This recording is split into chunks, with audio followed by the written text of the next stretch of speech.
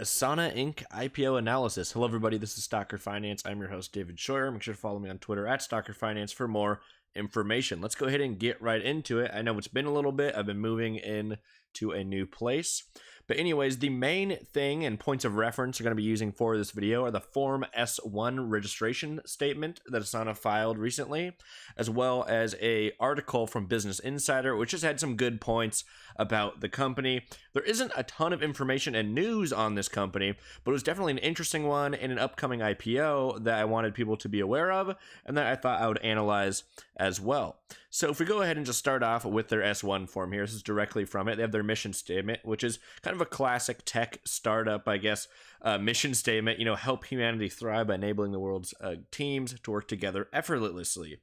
And as we'll see in a second here, working together and helping companies be more productive and work more efficiently, communicate, etc. That's kind of the whole point of this company and what they do. And they sell those services to mainly commercial clients.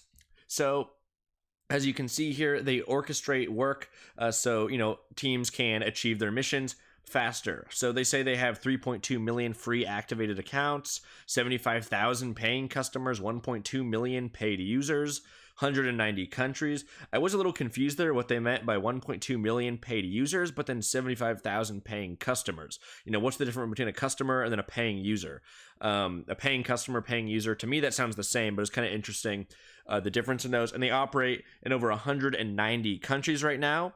They've actually been around, were founded in 2008. However, when we get into their financials, some things do get a little bit worrying. They actually haven't made a profit yet, despite being, over, about 12 years old.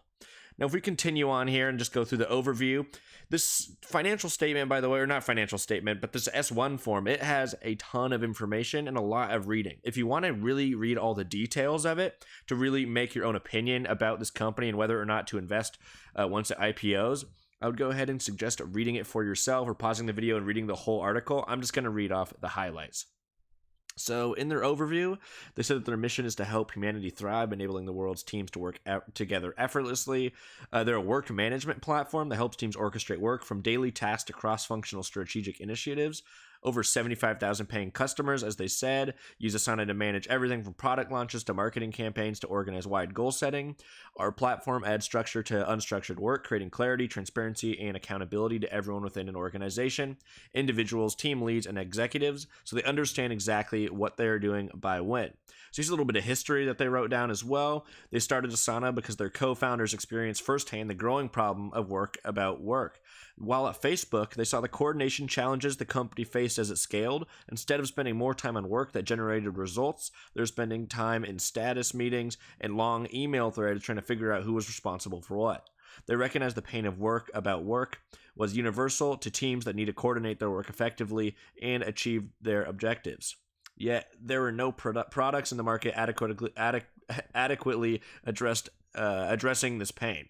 So basically, they're trying to make it a lot easier for teams to operate together so they can really just focus on, solving the problem rather than just emailing each other back and forth, the communication, kind of just a lot of the busy work as I see it. And I think this is a good niche that they're trying to fill. It's just whether they can make it profitable as a company or not. That is the big issue that you'll see here in a second with this company.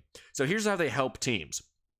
Well, Asana is a system of record for work. The system collects and structures institutional knowledge about how past work was completed and provides a real-time and roadmap for current and future initiatives. Our platform is built on a proprietary multidimensional data model, which we call the work graph. The work graph captures and associates units of work, the people responsible for executing those units of work, the process and work gets done, rules and templates, information about the work, files, comment status, metadata, and relationships across and within this data. So they're really compiling all this information here and making it super simple and much easier for teams to operate. Rather than having to email back and forth and ask about this, it looks like you can just go to one system and look at this record in order to find out what you have to do. For example, let's say you're working on a school project. That's not a realistic scenario for this company's service, most likely, but let's just use that as an example. Well, you guys have to spend a lot of times texting back and forth about how you're going to do the paper or whatever you're going to do. Well, this will just give you a simple list of what to do, what your task is, what other people's tasks are, and that way it eliminates a lot of that misinformation or a lot of the disorganization that sometimes teams can face. So here's their business model. This is a pretty interesting business model. Their hybrid self-service and direct sales model allows us to efficiently reach teams everywhere and then rapidly expand the use of our platform within their organizations. A majority of our paying customers initially adopt our platform through self-service and free trials. Once adopted, customers can expand through self-service or with the assistance of our direct sales team, which is focused on promoting new cases of Asana. As customers realize the productivity benefits we provide, our platform often becomes critical to managing their work and achieving their objectives, which drives further adoption and expansion opportunities. This is evidenced by our dollar-based net retention rate, which generally increases with greater organizational spend. As of January 31st, 2020, our dollar-based net retention rate within organizations spending $5,000 or more with us on an annualized basis was over 125%. Our dollar-based net retention rate within organizations spending $50,000 or more with us on an annualized basis was over 140%. Our overall dollar-based net retention rate as of January 31st, 2020 was over 120%. Those are some great highlights and gives us key insights into how they operate, at least a little bit. And it's pretty interesting. So they say that they're experiencing rapid growth in terms of revenue, at least.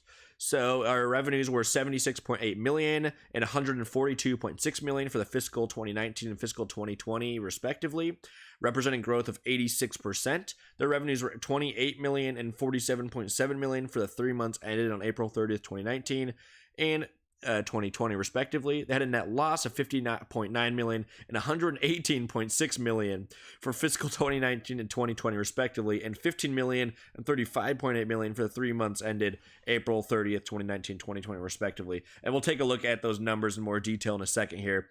But yeah, anyways, revenue growth is fantastic, but if you can't make money off the money that you're bringing into your company because your margins are negative, well, if you're losing money on bringing that money in, it's not really worth it then. And it's not like they're decreasing their loss, as we'll see here in a second. Their loss has been increasing, and that's a pretty significant increase in net loss, even though they had an increase of 86% in growth for revenue. The net loss they're experiencing was pretty substantial, both on the 3-month and the fiscal year. Now let's go ahead and look at their industry background, how they describe this. So they say teams today must navigate work that is increasingly cross-functional, matrix, and distributed, basically kind of confusing. They need to meet objectives for their organizations, etc. They're saying that the traditional processes where centralized managers make decisions and then kind of give out the information down to team members who maybe give it out to lower-ranking team members, etc. Well, that results in significant time passing before any actual contribution has happened for the work, which I think that's very, very pretty accurate, to be honest. With product life cycles now shorter than ever, organizations cannot afford slow, inefficient processes. Individuals and teams need to be empowered to make autonomous decisions aligned with organizational goals to ensure business agility. And, that doesn't really give us any insights into exactly the industry and its growth, although it does give us kind of an idea of the niche that they're trying to fill, which is a very interesting one, and I think one that actually is needed, especially with people spending so much time on email and so much time just spent, getting to the work rather than actually doing the work. That's a very good point and issue that they've been trying to solve for quite a while now. So, anyways, there's some random statistics they threw out there. They said 28% of time is spent answering email, 19% of time is spent gathering information, and 14% is spent on internal communication. So, a significant amount of time is focused just on getting prepared for the work or doing work about work, which I think that's super accurate and definitely an interesting problem to be attempting to solve here. And it seems like they've been trying to solve it and been pretty successful at that. It's just whether they can actually make money off that is the question that we need to answer as investors. So organizations need new purpose-built solutions for work management. And they kind of go through here and say, there's spreadsheets and email, legacy project management tools, vertical applications, etc. And then they give their solution to these issues. They said that with Asana, they let individuals who can manage and prioritize across each of their projects to maximize their effectiveness and as well as reduce distraction. Team leads can manage work across a portfolio of products or processes. Team leads see progress, bottlenecks, resource constraints, and milestones without having to create work about work for teams to come up with information in spreadsheets, email, or via a status meeting. When surprises or disruptions occur, it is easy for teams or team leads just to adjust the plan, reallocate resources, and communicate updates in real time. So basically, it seems like they're really targeting larger companies. And I think that's a good point. It's higher margin, that's for sure. They're going to get some, I think that's why their revenues increased so much recently. And especially with the current situation that we're facing with a lot of, companies being stuck at home now, or just abandoning their offices altogether and just strictly doing work from home because now they realize they can do that. This type of solution to a lot of these work about work issues is going to be really effective and possibly necessary for them. But again, it comes down to whether this company can really make money. So talking about clarity, transparency, accountability, and you can go ahead and read this in more detail. I'm just going to get through a lot of this reading here, just kind of summarize it for you. It said benefits of our solution, and we've kind of already talked about this. To say teams get work done faster, to streamline process, and increase employee engagement. So just really making the company more efficient in how they get work done. Now let's go ahead, and we got a little more here, it looks like. So they just show that they've improved confidence and execution, continuing on from the last slide, improved business continuity for distributed teams or remote work. And their competitive strengths is that it's easy for an entire team to adopt this application. It's applicable to individuals, team leads, and executives, especially if, when they're all working together. It's adaptable to virtually any use case. It's loved by customers, apparently. And it's an efficient hybrid go-to-market model. So they continue on here. It's a market opportunity, and this is probably a more interesting section that here on StockerFinance we like to look at, which is more numbers and data. And so looking at the market opportunity here, they said the work management market that we address is large and rapidly growing. According to a June 2019 IDC report, the markets for collaborative applications and project and portfolio management in aggregate are expected to grow from $23 billion to 2020 to $32 billion in 2023. So a pretty significant growth there just in the span of 1 year or 3 years, which is that's great to see in terms of how the market is doing, especially the market that they're trying to penetrate here. Then they say, we believe we have an opportunity to address the 1.25 billion global information workers estimated by a September 2019 report by Forrester Research. We believe we are less than 3% penetrated among addressable employees in our existing customer base, indicating a significant white space opportunity. Additionally, we believe we have significant greenfield opportunities among addressable customers worldwide. So the fact that they say less than 3% penetrated, they founded in 2008. So it's either that, one, they have a lot more to grow, and this is an incredibly large, an incredibly large sector, which I definitely think it is. It's growing really rapidly, and as it continues to grow, they're going to grow with it and maybe take more market share away, or that maybe what they're doing isn't effective for whatever reason. But I don't think that's the case. I think it is growing really fastly, and this company is going to take more market share. But again, it's going to come down to the numbers here, as we'll see in a second here. As I just get through some of this, the rest of this S1 form, they're just talking about how they're going to continue to innovate, their growth plan, etc. A bunch of different things. They're kind of just trying to sell you their stock here. But now we're to the interesting part. So let's look at this consolidated statements of operations. And I did some little simple calculations to just determine growth here. If you look at revenue growth from 2019 to 2020, in terms of that year, remember that 2020 is not fully over yet, so that's why this says 46% instead of the 86% that they threw out earlier. We see that compared to total operating expenses and net loss. Well, yeah, revenue growth is immense, but the problem is total operating expenses is growing it's growing faster than revenue. Same with their net loss, which is growing at a 57% rate, at least in the year ended 2019 and 2020. So that's pretty substantial growth for your net loss and your total operating expenses. Even if the revenues is, growing 86% year over year, as they said, the issue here is how fast their operating expenses and how fast their bottom line loss is growing.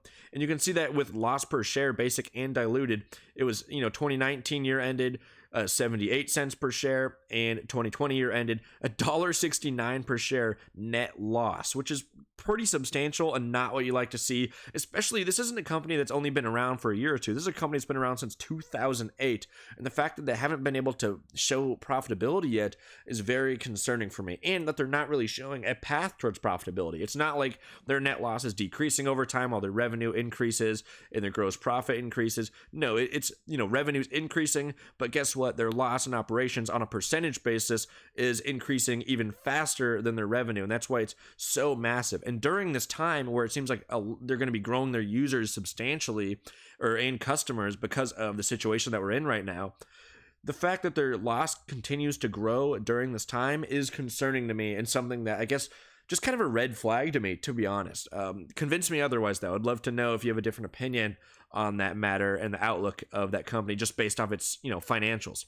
If we look at research and development, they're spending a lot of money on that, sales and marketing as well, and then general administrative costs have grown a ton. And it's actually grown a surprising amount, and I think a lot of that just has to do with growing pains during this time. It seems like they had a surge in users and the number of people probably wanting to use their service right now, so they had to hire a ton, and perhaps that is part of the reason for this massive increase in expenses that we saw on the previous slide.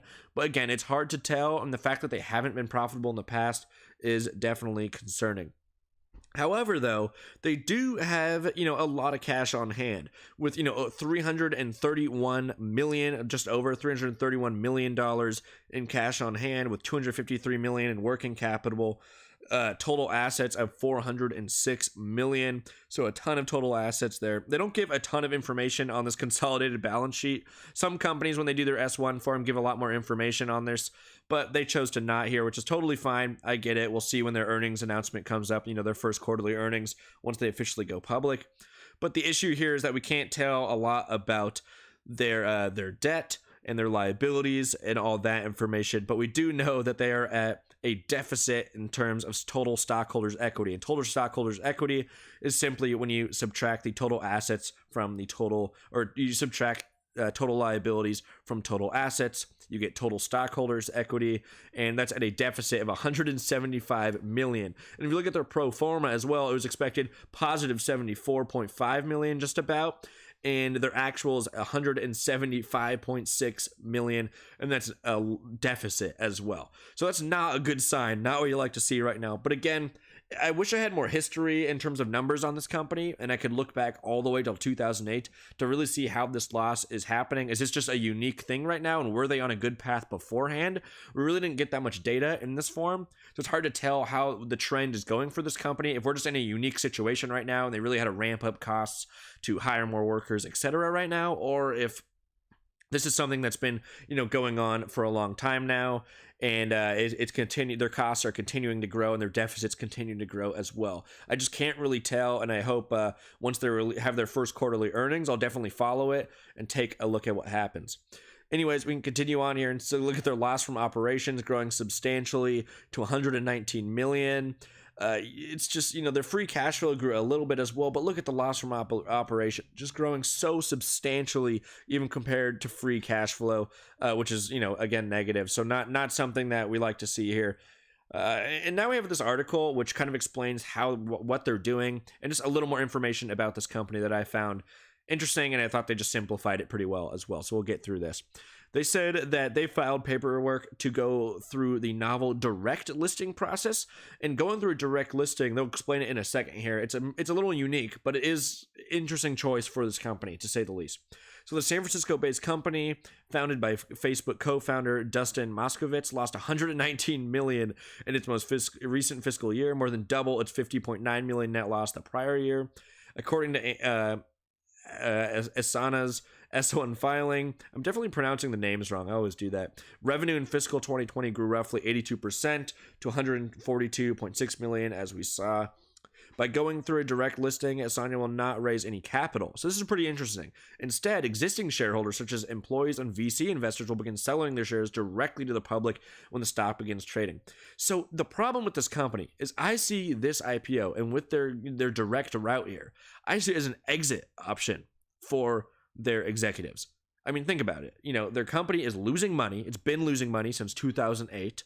People have a lot of money invested in this company. It's a tech company, so its IPO will most likely do pretty well and be fairly hyped up, especially if they start up the news. And it's a perfect time for their VC investors, their executives, and their existing shareholders, etc., to exit this company with an IPO. I really see this as an exit strategy, not as a company that is meant to continue for a long time after this, especially if they stay on the same course that their financials seem to be heading towards right now, which is it doesn't have a very good ending. I think the problem that this company is trying to solve is great, but the issue is just their financials. It's just their financials aren't there. They can't make money, and they can't show a path to profitability, at least not one that I've seen. So again, just to recap here, Monday's S1 filing is the first official outlook at Asana's financials. After the company announced in February that it had confidentially filed an S1 with the SEC, it was last valued at $1.5 billion. Remember, this company is losing a significant amount of money. Its shareholders' equity is at a deficit, and it's valued at $1.5 billion in November 2018. Now, it raised $213.5 million. However, Asana has been trading on the secondary markets for around $5 billion. That's a huge valuation, in my opinion, for a company that, losses are increasing, who is trading at a pretty large, shareholders' equity deficit. I don't see a $5 billion valuation at all for this company. And if it's valued at $1.5 billion during this IPO and it comes out, I think that's pretty overvalued for this company right now, especially just simply based off the financials. Even if their product looks amazing, even if their outlook is really good, without pricing any future potential outlook in, without a direct path to profitability, this is definitely an overvalued company at $1.5 billion. There's no doubt about that. And the fact that they're doing, a direct IPO, it just seems like an exit opportunity for investors rather than really trying to grow this company to profitability, which is just a big issue I see. But if you disagree with me, definitely comment below. I'd love to have a discussion. So in the fiscal year 2020, 41% of the company's revenue came from customers outside the US. Asana has also been focused on targeting larger customers. Its enterprise and business level subscriptions for large businesses made up 42% of its revenue, and that's no surprise at all. It made a big leap, up 11%, and from 2019, that's no surprise to me because the operations and what they're offering, the service they're operating, is definitely for larger businesses and not smaller businesses. So again, how do I feel about this company? Just to summarize this whole video, I know it's been going on for a little while now. But anyways, I think they need to find a clear path to profitability. And I highlighted in red the negatives, and I highlighted in green what I think is positive about this, IPO filing and the company as a whole. So again, I think they need a clear path to profitability. But the good thing is that the IPO will most likely go well. A negative, though, is that they were founded in 2008 and they still have yet to make a profit. A positive is that the company is growing and it does have a lot of cash. They just raised a significant amount.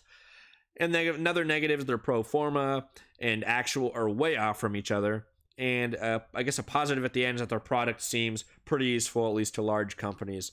Anyways, guys, thanks for watching. This is a really interesting company. I know it's not the most exciting analysis to do. I'll have more exciting ones coming out in the future, so make sure to subscribe for those. But it sure is interesting.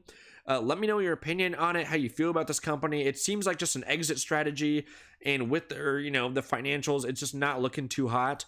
But I still think their IPO is going to be pretty successful. Anyways, let me know what you think about the company overall and what your opinion on it is. If you disagree with me, agree with me, etc. Please subscribe, hit that notification bell. Make sure to follow me on Twitter at StockerFinance for more information, and check out these videos as well. I'll see you guys in the next video. Peace out.